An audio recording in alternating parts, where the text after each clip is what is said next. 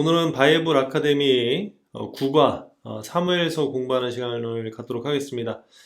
지금까지 계속적으로 열심히 잘 참석해 주셔서 감사를 드리고요. 또 이렇게 하다 보면 66권을 다 하는 날이 오겠죠. 뭐 저희들이 한 1년 남짓 걸리지 않을까 생각하는데 그때까지 잘 따라와 주신다면 성경을 한번 볼 수 있는 그러한 기회도 될 것이고 또 몰랐던 것도 깨닫게 되는 그러한 시간이 되지 않을까 생각합니다. 잘 따라오셨고 앞으로도 계속적으로 잘 참여해 주시기를 부탁을 드리겠습니다. 오늘은 사무엘서입니다. 사무엘서 히브리 원문은 사무엘서가 상하로 나눠져 있지 않습니다. 근데 저희들은 이제 70인 번역본을 따라서 사무엘서를 상과 사무엘 하로 이렇게 나눠서 저희들이 성경을 가지고 있습니다. 사무엘상의 내용을 보면 마지막 사사인 사무엘부터 첫 번째 왕인 사울까지의 약 115년 동안의 역사를 기록을 하고 있습니다. 그리고 사무엘 하는 다윗의 통치를 기록을 하고 있는데 다윗의 통치는 약 40년 정도 이렇게 됩니다. 사무엘서의 저자는 왕정시대 유다 왕국의 선지자 학교에 소속된 익명의 선지자로 추정을 하고 있습니다. 그 이유는 사무엘상 25장에 사무엘의 죽음이 있었죠. 그렇기 때문에 이것은 사무엘이 저자이기보다는 그 다른 사람이 쓴 것이 맞지 않나 이렇게 생각을 하고, 그래서 학자들이 이렇게 익명의 선지자로 이렇게 추정을 합니다. 사무엘서의 내용은 이스라엘 통치 체제가 사사를 중심으로 한 지파 연합체에서 왕정 체제로 이양되는 과정을 하나님의 구속사적 섭리하에서 기록을 했습니다. 그러니까 그 사사 시대에 이제 저희들이 사사기를 통해서 이제 사사 시대가 어땠는지 이제 저희들이 공부를 했고요. 그러니까 사사 시대 때는 그 지파 연합 체제였죠. 그래서 어려운 일이 있을 때 그 특별하게 이제 하나님께서 부르심을 허락한 사사들이 나와서 그 어려움을 해결하고 나면 다시 이제 그 사사가 일을 하는 건 아니죠. 그러다가 이제 다른 어려움이 생기면 이제 사사를 다시 세우셔서 그 사사가 또 문제를 해결하는 그러한 것들이 이제 반복됐던 게 이제 사사기인데, 그러한 이제 연합체에서 이제 왕정체제, 그러니까 한 왕이 평생을 다스리는, 그러니까 세상에서 있었던 그런 왕정체제가 그 이스라엘도 이렇게 도입이 되는 그러한 과정을 기록을 하고 있습니다.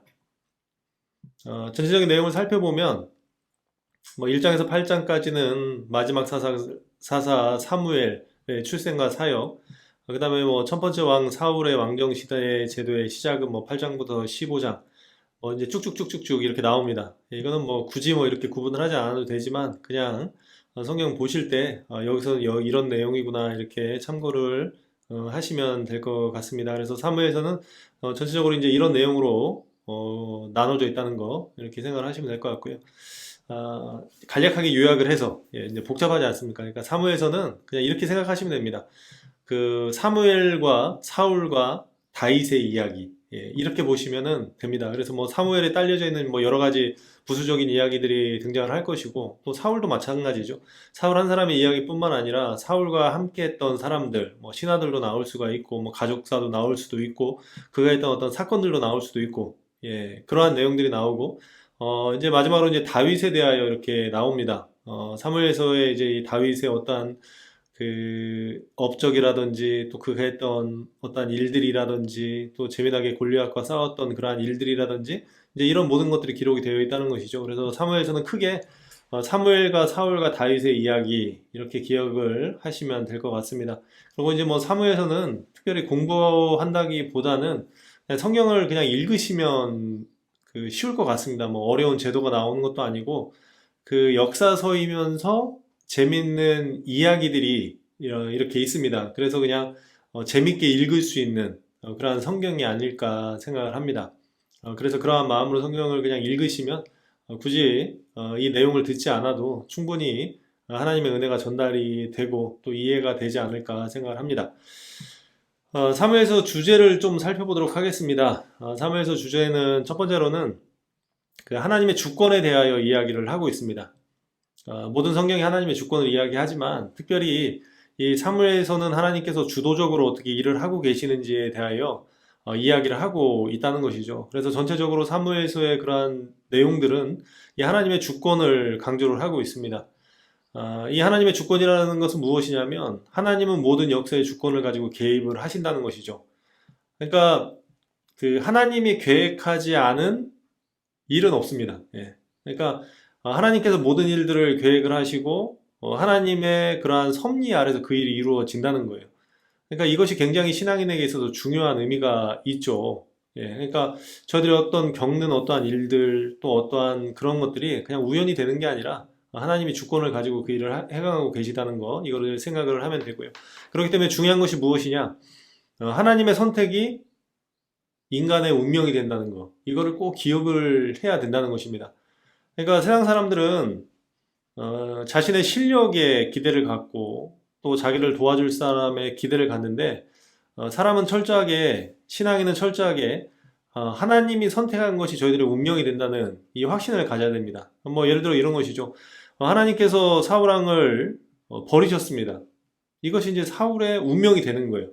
그러니까 하나님께서 버리시면 그냥 버림받는 거예요. 그것으로 그냥 끝나는 겁니다. 그런데 반대로 다윗을 선택하신 하나님, 그러니까 다윗을 선택했기 때문에 다윗이 왕이 된 거예요. 사실 이 다윗은 이세의 여덟째, 그러니까 막내 아들이라는 것이죠.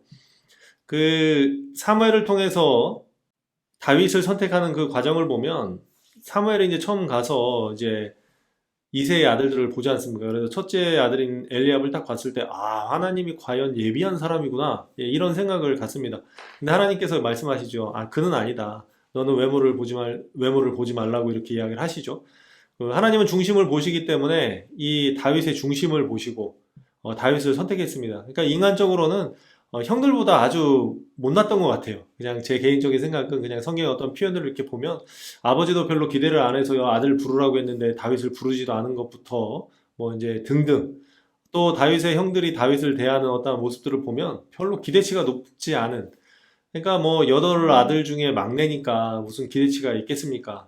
그러니까 세상적으로도 별거 없고 가족들이 봤을 때도 별거 없는 그러한 사람이었는데 하나님이 선택하고 났더니 그가 왕이 되는 그러니까 신앙인들도 이런 가치가 있어야 되겠죠. 하나님이 선택하는 것이 저희들의 운명입니다. 근데 이제 이 사울이 좀 그 바보스럽다 이렇게 이야기를 하는 이유는 무엇이냐면 나중에 이제 그 사울이 버림받는 그런 과정에 대하여 다시 말씀을 드리겠지만 이 사울은 항상 사람을 의식을 하죠. 그러니까 자기의 운명이 하나님께 달려 있음을 인식을 해야 되는데 항상 사람의 눈치를 봅니다. 그래서 사람들이 그럴까 봐 이런 표현도 많이 쓰고요. 사람들에게 나를 높여달라는 이러한 말도 하고 항상 이 사람이 중심이 되는 삶이었다는 것이죠. 사람과 사람 사이에 살아가기 때문에 그 사람의 눈치를 안 볼 수는 없지만 중요한 것은 하나님보다 더 사람을 의식하면 그 사람은 사람들에 의하여 끌려가는 운명이라는 것이죠. 저희들은 하나님에 의하여 끌려다니는 삶이 되어야 되지 않겠습니까? 그렇기 때문에 저희들은 하나님의 주권. 그래서 이 사무에서도 하나님이 무엇을 선택하느냐 이것이 그 인생이 되고 운명이 된다는 것을 이야기를 하고 있습니다. 두 번째로 사무에서 주제는 그 왕정 체제, 왕정 제도에 대하여 이야기를 하고 있습니다. 그러니까 사사 시대 때는 이제 지파 연합체죠. 그러다 보니까 이제 뭐 여러 가지 이제 그 어려운 부분도 있었겠지만 어쨌든 하나님께서 이제 허락하신 체제이기 때문에 그것이 정답인데 사람들이 이제 왕정 제도를 그 요구를 합니다. 그 표면적 이유를 보면 사무엘의 두 아들의 바르지 못함을 지적을 합니다. 그러니까 사무엘은 참 이스라엘을 위하여 여러 가지 일들을 하고 참 잘 이스라엘을 다스리고 하나님의 말씀을 전했는데 그 아들들은 그렇지 못했던 것 같습니다. 그래서 백성들이 와서 아들이 마음에 안 든다. 그리고 주변에도 다 왕정 체제를 갖고 있으니까 우리도 왕정 체제를 해야 되겠다. 뭐 이제 이런 이야기들을 하고 있죠. 그래서 이제 표면적 이유는 사무엘의 아들들이 바르지 못하기 때문에 그렇다. 이제 이렇게 이야기를 하는데 실제적인 이유는 뭐 세상적인 이유입니다. 그 세상적인 이유는 무엇이냐면 외교의 우위. 그러니까 이제 주변에 여러 국가들이 있겠죠. 국가라는 것이 그 나라에서만 모든 것들이 이루어지는 게 아니라 무역도 해야 되고 그러다 보면 이제 외교도 해야 되는 것이고 우리나라도 여러 나라와 이렇게 외교를 하지 않습니까? 근데 이제 뭐 우리나라도 이제 대통령이 있으니까 대통령이 실질적인 권한을 가지고 이렇게 결정을 하면 이제 그렇게 하면 되는 거잖아요. 근데 이제 이 이스라엘은 지파 연합체이기 때문에 이게 외교를 하기가 참 어려운 거예요. 대표가 없는 거예요. 예. 그러니까 12지파가 다 가는 것도 이상하고 또 그중에서 의견이 틀리면 조절하기도 어렵고 그러다 보니까 이것이 쉽지가 않은 것이죠. 그러다 보니까 이제 세상적인 생각으로 우리가 외교적 우위를 갖기 위해서는 지파연합 체제가 아니라 왕정 제도를 가져야 되겠다. 이제 이렇게 생각을 하게 된 것이죠. 어쨌든 간에 이제 뭐 그런 이유가 있고 또 하나는 강력한 국방력. 이스라엘 백성들이 이제 주변 국가 이제 지금 시대는 이렇게 전쟁이 많지 않지만 그 당시에는 이 힘의 논리가 지배하는 시대 아닙니까? 그러니까 힘이 있으면 다른 나라를 짓밟기도 하고 또 그들이 가지고 있는 것을 빼앗기도 하고 또 영토 전쟁도 활발하게 이루어졌던 그러한 시대이기 때문에 쳐들어오는 그 외세의 침략이 많이 있었다는 것이죠. 그렇게 외세의 침략이 있었을 때 이 지파 연합 체제다 보니까 사람들이 모이는 것도 힘들고 또 누구 명령을 들어야 되는지도 힘들고 뭐 이제 여러 가지 이제 그러한 이유가 있겠죠. 그러다 보니까 그 왕을 세우면 왕이 명령하면 되잖아요. 누구누구 이렇게 나와. 그래서 이번엔 이렇게 이렇게 전투할 테니까 너희들이 이렇게 따라. 이러면 이제 가장 간단한 이유가 되겠죠. 이스라엘 사람들은 이제 그렇게 생각을 한 것이죠. 실제적으로 이제 외교의 우위와 강력한 국방력, 뭐 이것 때문에 왕을 세워달라고 이렇게 요구를 합니다. 이 왕정제도의 그 하나님의 입장, 예, 이것이 중요하겠죠. 그러니까 사무엘상 8장 7절에 이렇게 이야기를 하고 있습니다. 여호와께서 사무엘에게 이르시되 백성이 내게 한 말을 다 들으라. 이는 그들이 너를 버림이 아니요 나를 버려 자기들의 왕이 되지 못하게 함이니라. 이렇게 이야기를 하고 있습니다. 이스라엘의 왕은 하나님이시죠. 그래서 하나님께서 사사를 보내셨다는 건 뭐냐면 하나님께서 계속 다스리고 있음을 이야기를 하고 있는 것입니다. 그러니까 이스라엘 백성들은 제도적으로 좀 불편하다고 느낄 수 있는 그러한 부분들이 있더라도 그것이 이제 하나님의 그러한 방법이고 하나님의 뜻이기 때문에 거기에 순종하는 그러한 은혜가 있어야 되었던 것인데 이스라엘 백성들은 그렇게 생각하지 않았다는 것이죠. 인간적인 방법으로 살아보고 싶다는 것입니다. 한마디로 요약을 하자면 예. 하나님의 백성은 하나님의 방법대로 살아가야 되는데 그렇게 살기보다는 세상적인 방법들, 세상에서 저렇게 다들 하니까 저게 좋아 보이고 또 그렇게 하는 것이 좋지 않은가 이러한 생각을 가졌다는 것이죠. 근데 하나님께서는 정확히 하나님의 심정을 표현합니다. 그들이 너를 버림이 아니요 나를 버려 자기들의 왕이 되지 못하게 함이니라. 이렇게 말씀을 하십니다. 참 이 안타까운 표현이죠. 예. 근데 이 말씀은 사실 지금 이 시대를 살아가고 있는 저희들을 향한 하나님의 말씀이기도 합니다.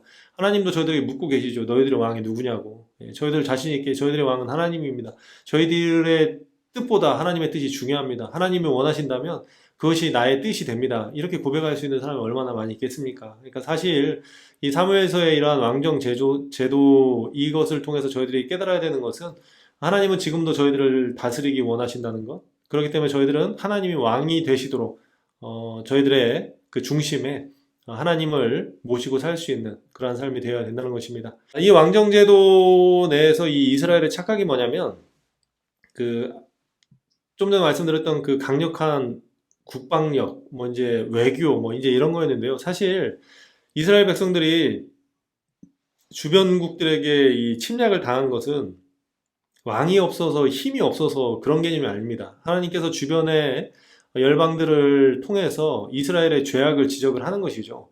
사사기의 내용이 무엇입니까? 이스라엘이 범죄하면 이제 어려우니까 하나님 앞에 고통을 호소하고 그러면 하나님께서 사사를 보내주셔서 그것이 회복되고 이것이 계속 반복이 되죠. 예.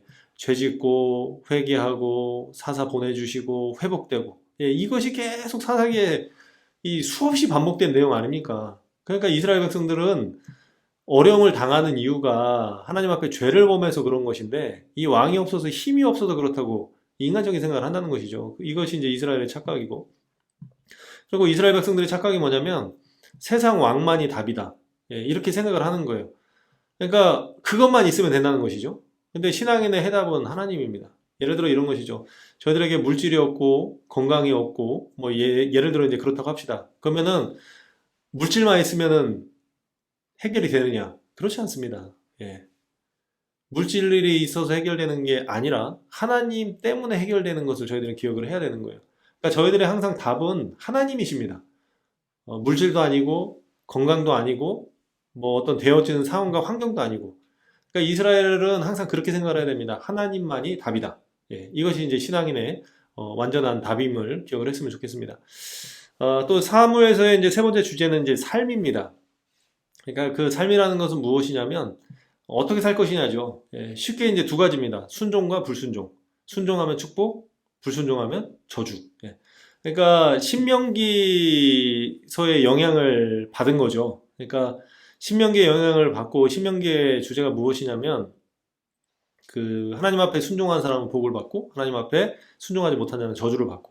예. 그렇기 때문에 이 사무엘서 주제도 그러한 내용이 이렇게 흐르고 있습니다. 그래서 하나님 앞에 순종한 다윗은 하나님께서 늘 복 주시는 그러한 삶을 살았고, 사울처럼 불순종한 사람은 하나님이 선택했음에도 불구하고 다시 폐위가 되는, 그래서 그가 비참한 말로를 맞게 되는 그러한 내용이 이렇게 기록이 되어 있죠. 예, 그렇기 때문에 사무엘서의 이 주제는 그 순종과 불순종에 대한 그러한 얘기를 하고 있습니다. 그래서 사무엘상 15장 25절에 보니까 사무엘이 이르되 여호와께서 번제와 다른 제사를 그의 목소리를 순종하는 것을 좋아하시면 같이 좋아하시겠나이까 순종이 제사보다 낫고 듣는 것이 수장의 기름보다 나으니. 저희들이 잘 아는 말씀이죠.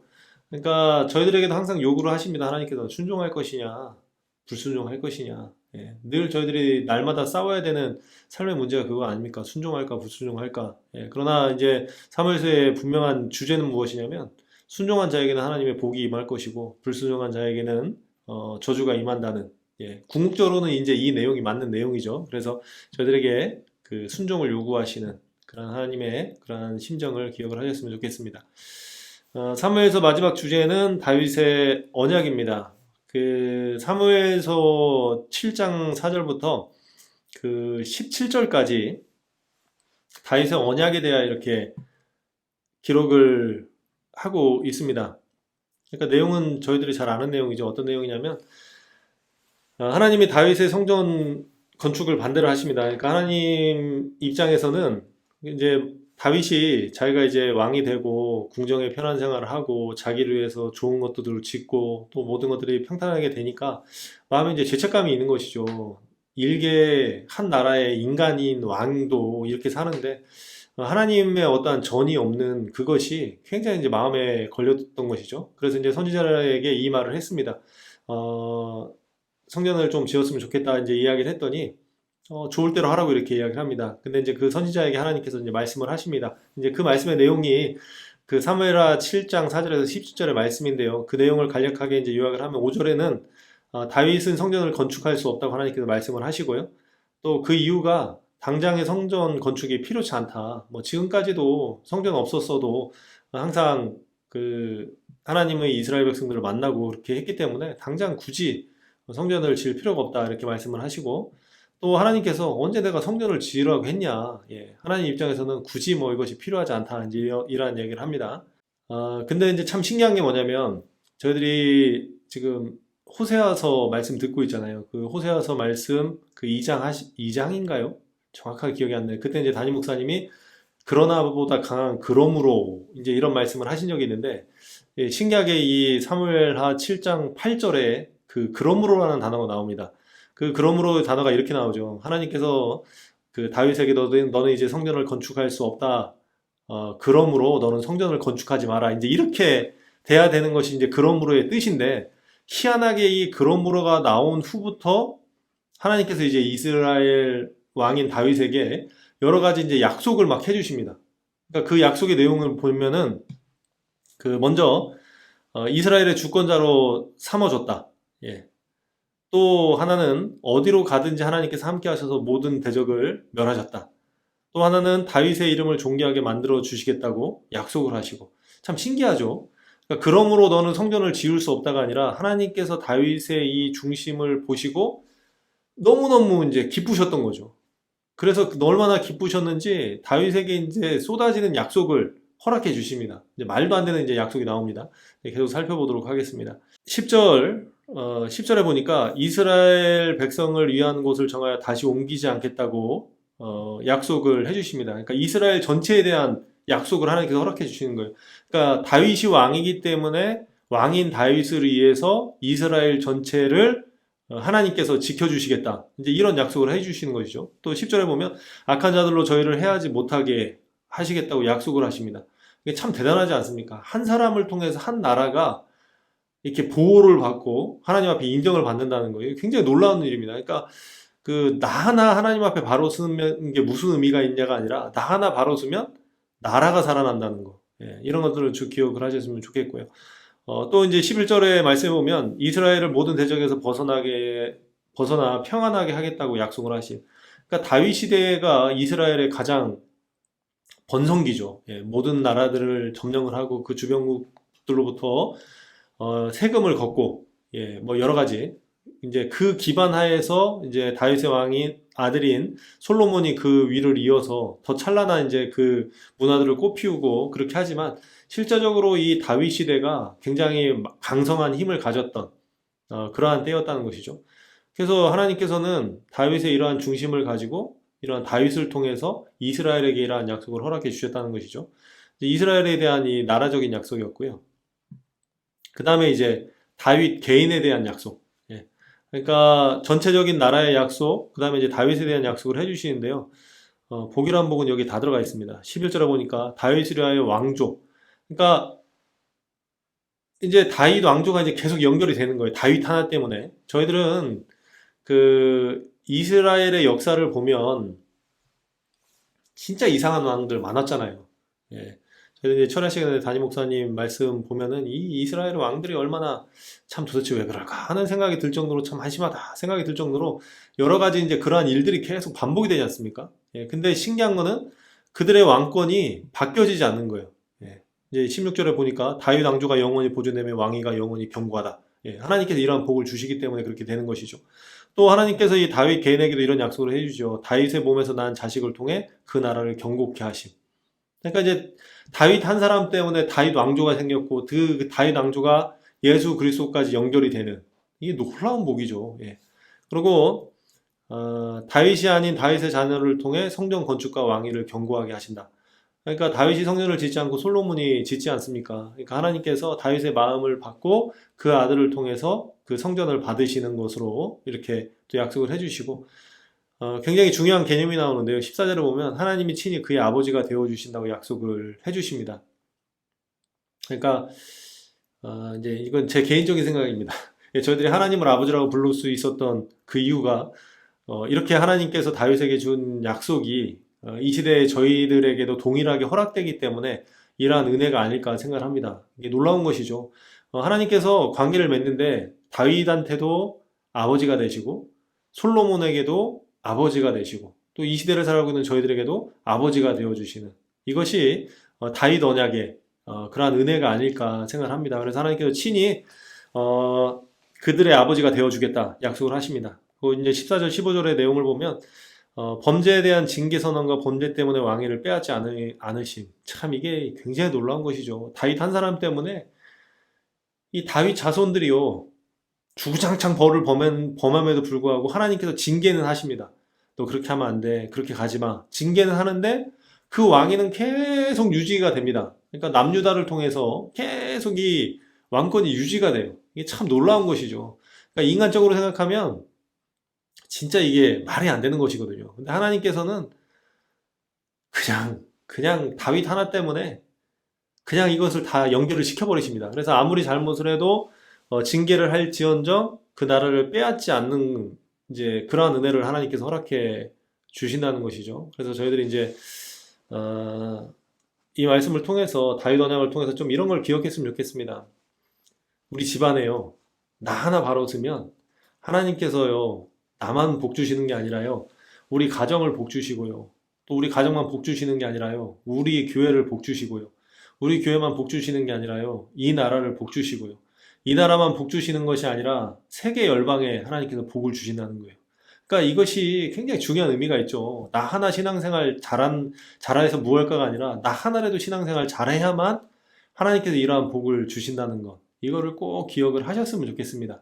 예, 그래서 그 사무엘서를 이렇게 보시면서 다윗을 통한 이 다윗 언약을 통해서 내가 바로 하나님 앞에 서는 그러한 은혜가 있는 그러한 은혜가 있으셨으면 좋겠습니다.